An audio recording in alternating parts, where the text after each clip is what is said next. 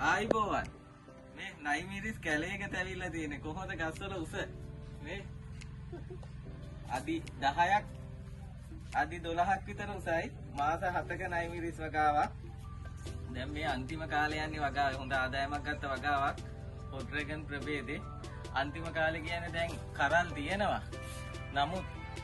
මේක කප්පාදු කරලා ආයි අවුරුද්දක් මාස 6ක් 7ක් විතර දුවන්න පුළුවන් මේ හරියෙන් කප්පාදු කරලා අයින් කරලා ආපහු එන අතු ටිකෙන් ආපහු මාස 6ක් විතර දුවන්න පුළුවන් මේ ක්‍රමානුකූලව නඩත්තු කරලා නියමාකාරයෙන් පවත්වාගෙන ගිය වගාවක අවසාන අතියර බලන්න